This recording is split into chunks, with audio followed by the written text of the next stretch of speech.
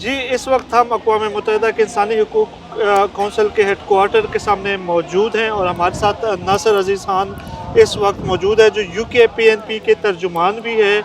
Spokes person भी है। और यहाँ पे इंसानी हुकूक के हवाले से जितनी भी चीज़ें होती हैं, यहाँ पे हम देख रहे हैं कि पिछले कई सालों से ये यहाँ पे शिरकत कर रहे हैं। आज हम बात करेंगे पाकिस्तान में बढ़ती हुई शिद्दत पसंदी के हवाले से, और हम देख रहे हैं कि पाकिस्तान में आए रोज़ मजहबी हवाले से नफ़रत पर मबनी जो है वो बयानात आते हैं मजहबी स्कॉलर्स की तरफ से, और उसके बाद हम देखते हैं कि किसी न किसी मासूम बंदे की, शहरी की उसमें जान चली जाती है और ये वाक़यात मुसलसल बढ़ रहे हैं। तो आप इसको किस नज़र से देख रहे हैं? बहुत शुक्रिया यूनुस खान साहब कि आपने हमें मौका दिया, इससे बड़ा इम्पोर्टेंट टॉपिक है इस पे बात करें। ये बड़ी बदकिस्मती की बात है कि मज़हब को बाज़ स्टेट्स जो है ना हथियार के तौर पे इस्तेमाल करती हैं, और पाकिस्तान की सबसे बड़ी बदकिस्मती ये है कि वहाँ का जो कॉन्स्टिट्यूशन भी है उसमें भी एक वाज़ेह तौर पर डिस्क्रिमिनेशन है। और आप देखें कि 80 से लेके मुसलसल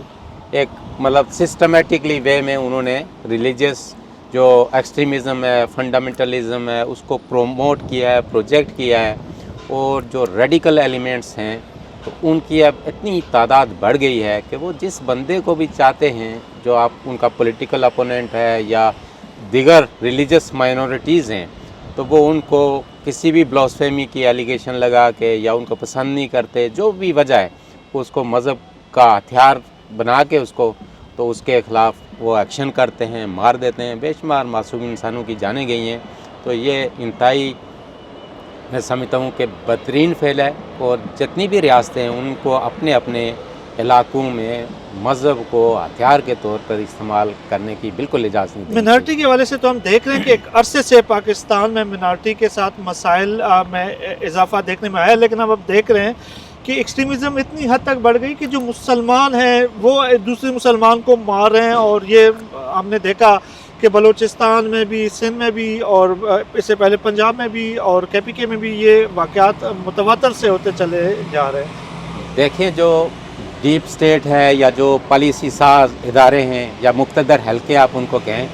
उनकी ये पॉलिसी है कि जो उनके पॉलिटिकल अपोनेंट्स हैं या जो लोग अपने हुकूक की बात करते हैं, अपनी राइट्स की बात करते हैं, अपनी कौमों की आज़ादी की बात करते हैं, उनको भी मज़हब की आड़ में टारगेट किया जाता है। पहले तो कहा जाता है ये एंटी स्टेट है, फिर एंटी रिलीजन है, और उन्होंने जो रेडिकल ग्रुप्स, एक्सट्रीमिस्ट ग्रुप वहाँ पे परवान चढ़ा रखे हैं, जिनकी पुष्टपनाही करते हैं, उनके ज़रिए फिर उनको टारगेट करने की कोशिश की जाती है। क्योंकि रिलीजन के बेस पे अगर आप किसी को टारगेट करते हैं तो कोई पूछता भी नहीं है। और ये देखें कि बहुत सारे जो मॉब लीचिंग है, इस तरह के केसेस हैं कि एक हुजूम इकट्ठा हो जाता है, किसी इनोसेंट बंदे को मार देते हैं, पता भी नहीं है, तो उसको उसके बेमन गुमान में नहीं होता कि उसने कोई मज़हब की खिलाफ वर्जी की है, कोई उस मज़हब के खिलाफ बात की है या किसी के फेथ को टारगेट किया है। लेकिन ये अब उन्होंने ईजीएस्ट टूल एक तरह से बना दिया। हमने इस मसले को भी यहाँ पे उठाया है, क्योंकि रावलाकोट में भी हम इसी चीज़ को फेस कर रहे हैं। रावलाकोट आज़ाद कश्मीर जो पाकिस्तान के ज़ेर इंतज़ाम है, तो वहाँ पे एक क्लरिक ने और उसके साथ एक्सट्रीमिस्ट ग्रुप्स थे जिनको कलदम तंजीमें कहा जाता है, तो वो ओपनली मास्क पहने हुए बंदूक बरदार लोग वहाँ पे खड़े थे। तो उन्होंने चंद जो एक्टिविस्ट थे राइट्स मूवमेंट के, उनके ख़िलाफ़ कहा कि जी ये जो है ना आपने जो मुतालबात कर रहे हैं ये सेकुलर हैं, ये धैर्य हैं, ये एंटी पाकिस्तान है, एंटी रिलीजन है, और ये काबिल वाजिबल कत्ल हैं। तो उसकी वजह से वहाँ पे एक बड़ी ऑकवर्ड किस्म की सिचुएशन पैदा हो गई थी। और हमने पाकिस्तान से और उसके ज़ेर इंतज़ाम कश्मीर की जो हुकूमतें हैं उनको कहा कि इनको इस जैसे जो ग्रोह हैं जो दहशतगर्दी फैला रहे हैं, मजहबी इंतहा पसंदी को फ़रोग दे रहे हैं, इनको आप लगाम दें और इनकी एक्टिविटीज़ पे पाबंदी लगाएं। अभी ये भी बहुत से ऐसे वाक़यात बहैसियत सहाफ़ी हमारे कुछ दोस्तों ने रिपोर्ट किए हैं कि ज़ाती इख्तिलाफ़ात होते हैं, एक दूसरे को पसंद नहीं करते, और उसके ऊपर पर भी जो है वो इल्ज़ाम लगा दिया जाता है कि आपने तौहीन रसालत की है या आपने कुरान शरीफ की बेहुरमती की है, और ऐसे वाक़यात मुतवातर से बढ़ते रहते हैं। तो बहैसियत रियासत अपने शहरियों को तहफ़्फ़ुज़ देना ये रियासत की बुनियादी ज़िम्मेदारी होती है। तो क्या आप नहीं समझते हैं कि रियासत अपनी ज़िम्मेदारियों में जो अदा करने में नाकाम हुई है?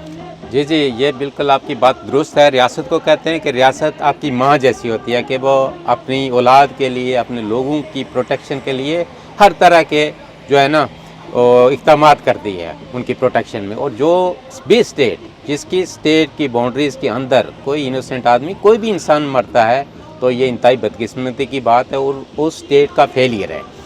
یہاں پہ میں نے آپ کو کہا کہ پولیٹیکل اپوننٹس کو خاموش کرنے کے لیے، کسی کا ذاتی دشمنی ہے اس کو اسکور سیٹل کرنے کے لیے مذہب کی آڑ میں، اور جو ناکام ریاستیں نا ایک طرح سے جو اپنے لوگوں کو بنیادی انسانی حقوق دینے میں ناکام ہو جاتی ہیں، تو پھر وہ مذہب کا سہارا لیتی ہیں تاکہ لوگوں کی اٹینشن اصل ایشو سے ڈائیورٹ کر کے مذہب کو بیچ میں لا کے تو ان کو جو ان کی لوگوں کے درمیان ڈویژن کو بڑھا کے فرقہ واریت کو پھیلا کے تو اپنی جو حکومت کا ایک جو ہے نا اس کا تسلسل چاہتے ہیں یا اس کی ٹائم گین کرنا چاہتے ہیں کہ ہمیں زیادہ عرصے تک اقتدار مل جائے. یہ بڑی انفارچونیٹ ہے، اور یہ اسٹیٹ کی دنیا جہاں کی کوئی بھی اسٹیٹ ہے اس کی باؤنڈریز کے اندر بسنے والا ہر انسان اس ریاست کی ذمہ داری ہوتی ہے کہ وہ اس کی پروٹیکشن کرے. اگر کوئی مذہب کی آڑ میں اس کی کلنگ کرتا ہے یا لنچنگ کرتا ہے یا جو بھی کوئی ایکسٹریمسٹ گروپ ہے، ٹیررسٹ گروپ ہے، اگر کسی انسان کی جان لیتا ہے تو اس میں ایک طرح سے وہ ریاست بھی برابر کی شریک ہوتی ہے جس کے ٹیریٹری کے اندر وہ انسان مارا جاتا ہے. بہت بہت شکریہ ناصر عزیز خان. اور یہ تھے ہمارے ساتھ ناصر عزیز خان جو بیان کر رہے تھے پاکستان میں جو بڑھتے ہوئے ایکسٹریزم کی وجوہات کے حوالے سے. اور اس میں کوئی دو رائے نہیں ہے کہ یہ ریاست کی بنیادی ذمہ داری ہے کہ وہ اپنے شہریوں کو تحفظ فراہم کرے. ہمیں اپنے تعلیمی نصاب کو تبدیل کرنا پڑے گا. ہمیں ملک کے اندر جو مذہبی منافرت ہے یا جو تشدد کے بڑھتے ہوئے واقعات ہیں اس کے روک تھام کے لیے عملی اقدامات کرنے ہوں گے. اور اس حوالے سے پاکستان کے اندر جس طرح معصوم لوگوں کی جانوں کا ضیاع ہوتا ہے اس حوالے سے بین الاقوامی اداروں میں بھی سوال اٹھ رہے ہیں. بہت شکریہ.